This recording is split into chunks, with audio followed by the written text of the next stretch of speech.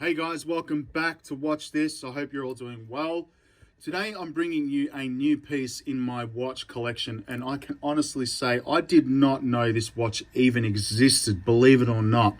It is the Breitling Avenger Seawolf, guys, and you can see this beast right here. It is an incredible timepiece.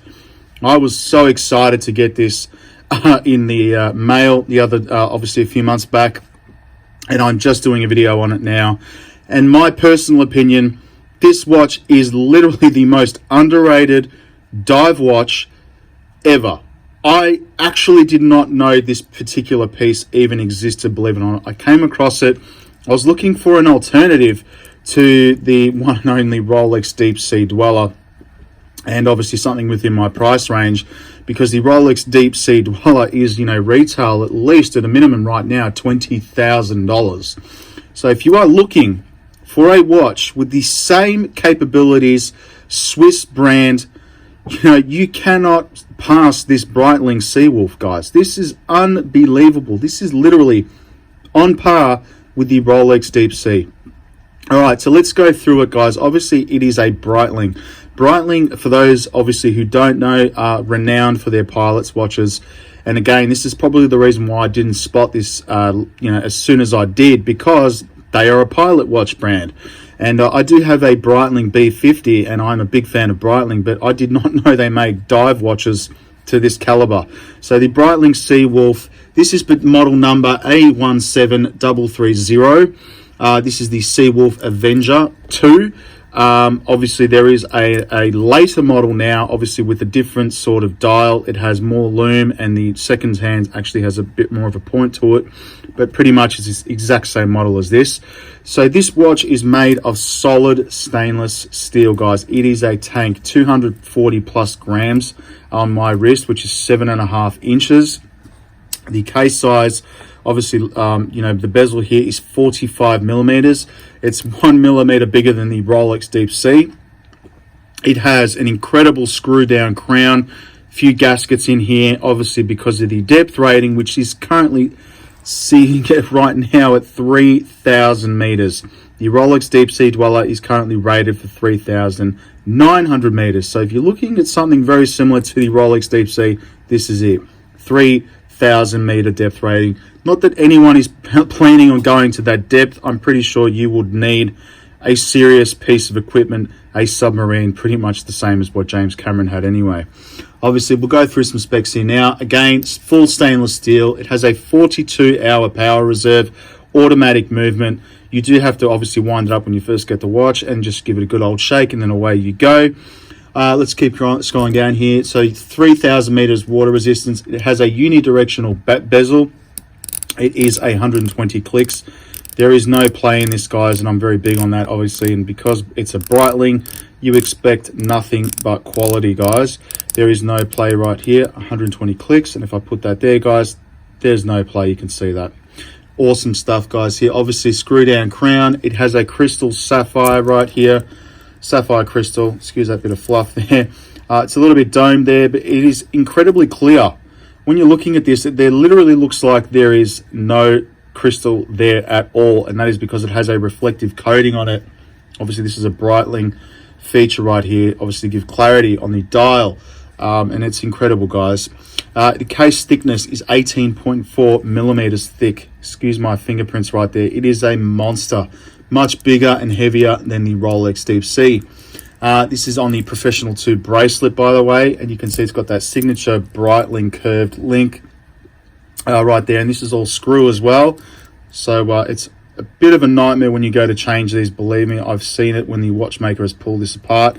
There's dozens of screws here, and there's pins coming out here. So if you're looking at getting one of these, get a watchmaker to adjust the bracelet for you, because it's very complicated, and especially these fine screws here, you don't want to scratch those up either.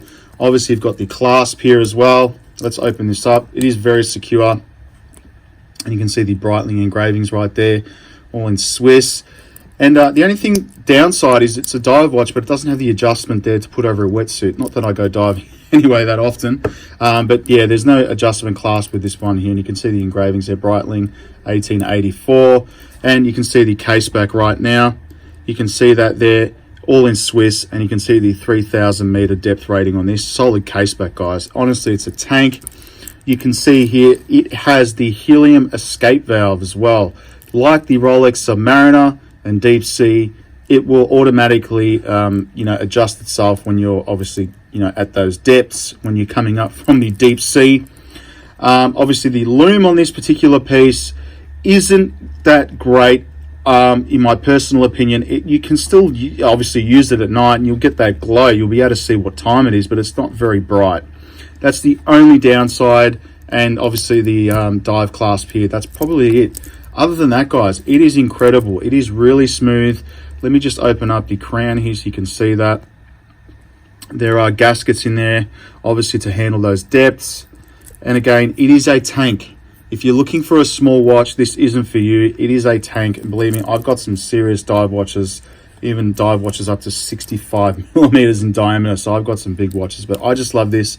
I wear this daily, every single day. Literally, it never comes off my wrist. The only times it comes off my wrist is literally when I take a shower, because I don't like wearing watches in the shower because it can damage the gaskets and dry them out. But guys, again, this is the most underrated dive watch, I strongly believe, ever. You can pick these up on eBay now for, in Australian dollars, it's about $3,500. You'll need to pay import duties and taxes, obviously. There are some brand new ones that come with box and papers as well. You will get a digital warranty card, leather box, and obviously the polishing cloths as well. This is what I got on this, and I got a really great deal with this one, about $3,500. And again, it came fully serviced, gaskets all done, fully serviced. So the next time it'll be due for a service is in 2 years. So I'll just get this sent up to Breitling to do this particular service. And just look at that dial, guys. It's awesome, man. So check that out. Obviously, you've got all these markings around here, obviously for your dive. You can adjust this, obviously, for whatever dive you're doing at the moment. And again, this is, said to be a pilot's watch. But again, it's a dive watch, which is incredible. So again, most underrated dive watch, I believe, ever. I didn't even know it existed. So check it out, guys, online. It's the Breitling Seawolf Avenger Seawolf. And I'm going to chuck it on the wrist now so you can see that, because you need to see that on the wrist. Let's just get it on there now. I'm going to lift up my camera. So there you go, guys. I have a 7.5-inch wrist, and you can see that beast on my wrist right now. So there you go, guys.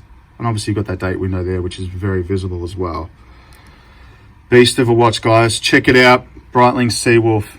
The most underrated dive watch in the world, I believe, anyway.